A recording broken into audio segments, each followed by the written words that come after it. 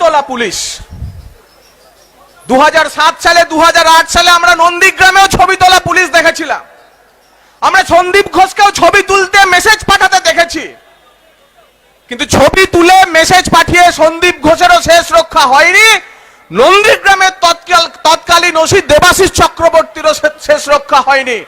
তাই যে ওসিরা এই ভবানীপুর থানার আন্ডারে থাকা অফিসারেরা কালীঘাট থানাকে বার্তা দিতে চান, তাদের বলতে চাই গত 10 দিনে আপনাদের এই কলকাতা পুলিশ নয়, রাজ্য পুলিশের সদর দপ্তর ভবানীপুরে তিনটি বিক্ষোভ হয়েছে এবং এই নিচু তলার পুলিশ কর্মীরা সেই বিক্ষোভ দেখিয়েছেন।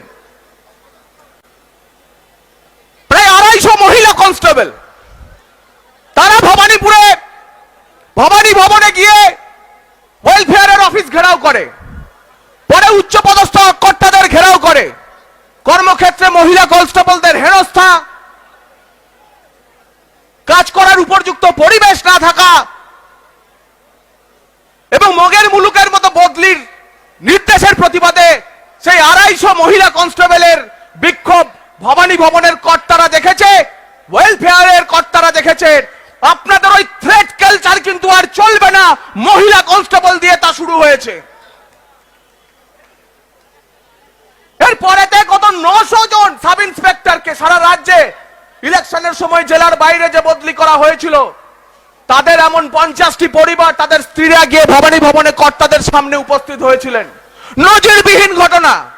রাজ্য পুলিশের সদর দপ্তরে পুলিশের স্ত্রীরা গিয়ে বলেছেন স্বামীদের নিজের জেলায় ফিরিয়ে দিন, না হলে এই বিক্ষোভ থামাবো না। আর গত পরশু দক্ষিণবঙ্গের প্রায় 100 র্যাব জওয়ান তারা পোশাক পরে ভবানী ভবনে কামান দেখেছেন। তাই নিচু তলার এই বিক্ষোভ আর থামবে না, সমস্ত রকমের সহায়তা আমাদের থাকবে।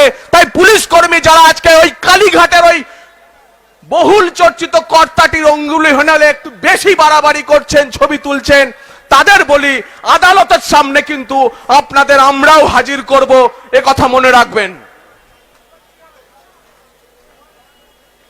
গত 2 দশকে পশ্চিমবঙ্গ পুলিশের সদর দপ্তরে এত বড় পর 10 দিনে 3টি বিক্ষোভ হয়নি। এই থ্রেট কালচার নিচুতলার পুলিশ কর্মীরাও আর মানছে না, আপনাদের সহকর্মীরাও আর মানছে না, এটা আপনারাও মাথায় রাখবেন। বহু ছবি তোলা পুলিশ আমরা দেখেছি গত 15-20 বছর ধরে।